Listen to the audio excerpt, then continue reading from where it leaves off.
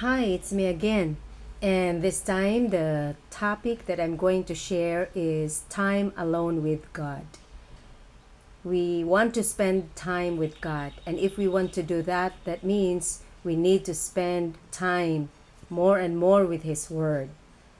What characteristics come to your mind when you think about what makes a true friend?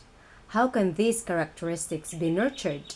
Without doubt, one of the biggest ways you can nurture these characteristics is by spending quality time with those you want to befriend. To be a powerful world changer, we must spend quality time alone with God and quality time with the people we wish to influence. How often are you able to spend quality time alone with God? This is called TAG or TAG, time alone with God. How often do you make contact with the people you want to influence? Jesus spent quality time with both. In Mark chapter 1 verses 35 to 39 tells how Jesus spent quality time alone with God, and that this time helped remind him of his purpose. He also spent quality time with his disciples. Mark chapter 3 verse 14 notes how Jesus chose the 12 disciples and that they were partly chosen that they might be with him.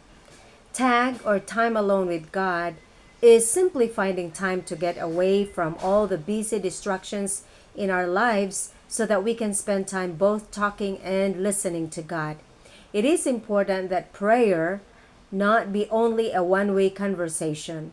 John chapter 10 verses 3 to 4 TLB version says that the sheep hear his voice and they follow him, for they recognize his voice.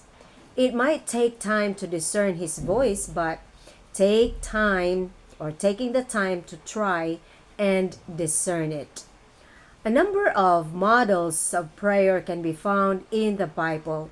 However, the best illustration of a prayer to become a world changer is the one Jesus prayed in John chapter 17. Number 1, it says, pray for yourself. Yes, Jesus prayed, God, glorify me so that I can glorify you. He asked for God to glorify him with his presence. This prayer helped give him the ability and power to give glory to God in fulfilling his purpose on earth. Number 2, pray for disciples. Yes, Jesus prayed for his friends whom he was working with to make a difference in their lives.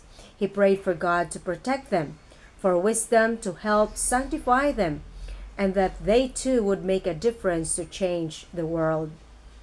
And number 3, pray for future believers.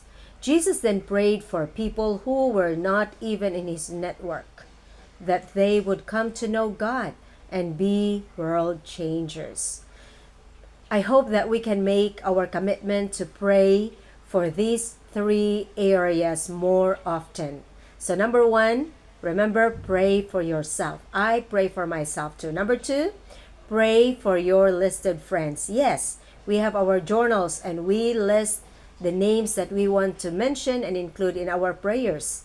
And number 3, pray for more people to become world changers.